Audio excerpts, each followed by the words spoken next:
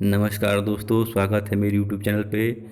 और आज हम प्राचीन इतिहास के समान ज्ञान के प्रश्नों को देखेंगे जो कि पूर्व की विभिन्न परीक्षाओं से संकलित किए गए हैं। और यह इस श्रृंखला का चौथा भाग है, तो वीडियो को बिना स्किप किए हुए लास्ट तक देखिएगा, क्योंकि सारे क्वेश्चन जो है प्रीवियस ईयर्स हैं और आने वाली परीक्षाओं के लिए भी बहुत ही इम्पोर्टेंट है। तो शुरू करते हैं पहले प्रश्न से। पहला प्रश्न है, शक संवत का प्रारंभ किस सम्राट के शासनकाल में 78 ईस्वी में हुआ था? तो इसका सही उत्तर है ऑप्शन सी, कनिष्क। दूसरा प्रश्न है, किसने बड़े पैमाने पर स्वर्ण मुद्राएं या सोने की मुहर चलाई थी? तो इसका सही उत्तर है ऑप्शन डी, कुषाण शासकों ने। तीसरा प्रश्न है, तक्षशिला विश्वविद्यालय कहाँ है? तो तक्षशिला विश्वविद्यालय पाकिस्तान में है, यानी कि ऑप्शन बी सही है। बढ़ते हैं चौथे प्रश्न की तरफ। चौथा प्रश्न है, प्राचीन काल में कलिंग का महान शासक कौन था? तो इसका सही उत्तर है ऑप्शन सी, खारवेल। पांचवा प्रश्न है, कुषाण काल में सबसे अधिक विकास किस क्षेत्र में हुआ था? तो इसका सही उत्तर है ऑप्शन डी, वास्तुकला। छठा प्रश्न है, निम्न में से कौन सा अभिलेख कलिंग नरेश खारवेल से संबंधित है? तो इसका सही उत्तर है ऑप्शन बी, हाथी गुम्फा। सातवां प्रश्न है, किस सातवाहन नरेश ने गाथा सप्तशती नामक कृति की रचना की? तो इसका सही उत्तर है ऑप्शन ए, हाल ने। आठवां प्रश्न है, सबसे पहले भारत पर किसने आक्रमण किया? तो इसका सही उत्तर है ऑप्शन ए, ग्रीक या बैक्ट्रियन ने। नौवां प्रश्न है, विक्रम संवत कब से प्रारंभ हुआ? तो इसका सही उत्तर है ऑप्शन सी, 58 ईस्वी से। 10वां प्रश्न है, बुद्ध की खड़ी प्रतिमा किस काल में बनाई गई? तो इसका सही उत्तर है ऑप्शन बी, कुषाण काल में। 11वां प्रश्न है, शुंग वंश के बाद किस वंश ने भारत पर विजय किया? तो इसका सही उत्तर है ऑप्शन सी, कण्व वंश। 12वां प्रश्न है, जो कला शैली भारतीय और ग्रीक शैली का सम्मिश्रण है उसे कहते हैं? तो इसका सही उत्तर है ऑप्शन डी, गांधार। 13वां प्रश्न है, कनिष्क बौद्ध धर्म की किस शाखा का अनुयायी था?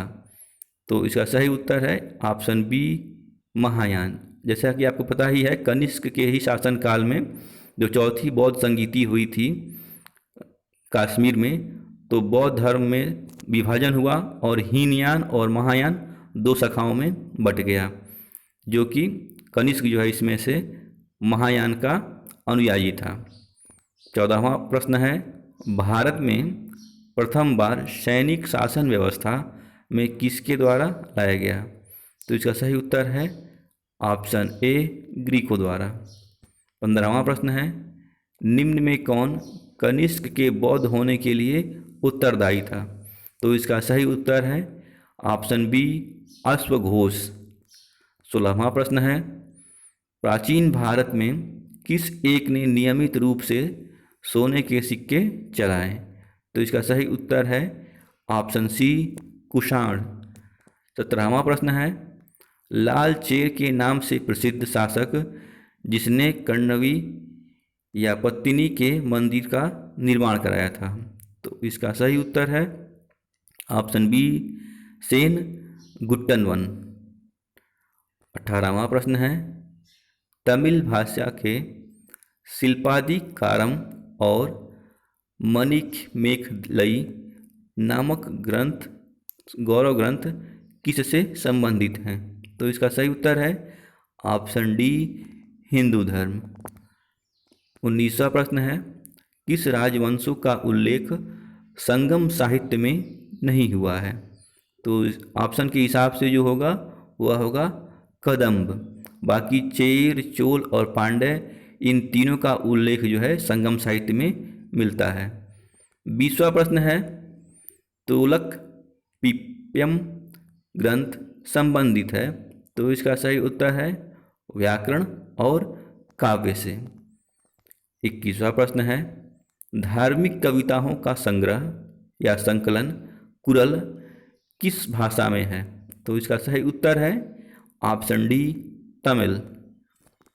22वां प्रश्न है गुप्त वंश का संस्थापक कौन था, तो इसका सही उत्तर है ऑप्शन बी श्रीगुप्त। श्रीगुप्त ही गुप्त वंश का संस्थापक था। 23वां प्रश्न है सर्वप्रथम किस गुप्त शासक ने महाधिराज की उपाधि धारण की, तो इसका सही उत्तर है ऑप्शन बी चंद्रगुप्त प्रथम ने। 24वां प्रश्न है गुप्त काल के दौरान इनमें से कौन एक महान खगोल विज्ञानी और गणितज्ञ था, तो इसका सही उत्तर है ऑप्शन ए आर्यभट्ट। तो आर्यभट्ट के बारे में आप सुने ही होंगे या जानते ही होंगे। तो आर्यभट्ट जो है गुप्त काल में ही महान खगोल विज्ञानी और गणितज्ञ थे। 25वां प्रश्न है गुप्त शासकों की दरबारी भाषा क्या थी या सरकारी भाषा भी कह सकते हैं, तो वह थी संस्कृत, यानी कि ऑप्शन डी सही है इसका। 26वां प्रश्न है इतिहासकार वी ए स्मिथ ने किसकी विजयों से प्रभावित होकर उसे भारत का नेपोलियन कह के पुकारा था, तो इसका सही उत्तर है समुद्रगुप्त, यानी ऑप्शन बी। और परीक्षा की दृष्टि से ये प्रश्न बहुत ही ज़्यादा इम्पोर्टेंट है, क्योंकि कई बार परीक्षाओं में पूछा जा चुका है। कभी ऐसे भी पूछ लिया जाता है कि भारत का नेपोलियन किसे कहते हैं, तो इसका उत्तर भी समुद्रगुप्त होगा। बढ़ते हैं 27वें प्रश्न की तरफ। 27वां प्रश्न है गुप्त वंश का शासक जिसने हुणों को भारत पर आक्रमण करने से रोका, तो इसका सही उत्तर है ऑप्शन सी स्कंदगुप्त। 28वां प्रश्न है गुप्त वंश किस लिए प्रसिद्ध है, तो इसका सही उत्तर है ऑप्शन ए कला और स्थापत्य। 29वां प्रश्न है अजंता कलाकृतियाँ किससे संबंधित हैं, तो इसका सही उत्तर है ऑप्शन डी गुप्त काल। 30वां प्रश्न है कवि कालिदास किसके राजकवि थे, तो इसका सही उत्तर है चंद्रगुप्त द्वितीय या विक्रमादित्य।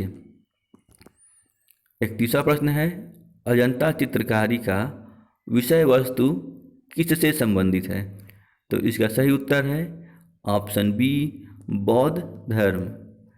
32वां प्रश्न है उत्तर गुप्त युग में जो विश्वविद्यालय प्रसिद्ध हुआ वह था, तो इसका सही उत्तर है ऑप्शन सी नालंदा। 33वां प्रश्न है एरण अभिलेख का संबंध किस शासक से है, तो इसका सही उत्तर है ऑप्शन डी भानुगुप्त। 34वां प्रश्न है फाह्यान किसके शासनकाल में भारत आया था, तो इसका सही उत्तर है ऑप्शन बी चंद्रगुप्त द्वितीय। 35वां प्रश्न है भारतीय संस्कृति का स्वर्णकाल था या भारतीय संस्कृति का स्वर्णकाल किसे कहते हैं, तो इसका सही उत्तर होगा ऑप्शन डी गुप्त काल। 36वां प्रश्न है अमरकोश के लेखक अमर सिंह किस दरबार से जुड़े थे या किसके दरबार से जुड़े थे, तो इसका सही उत्तर होगा ऑप्शन सी चंद्रगुप्त द्वितीय।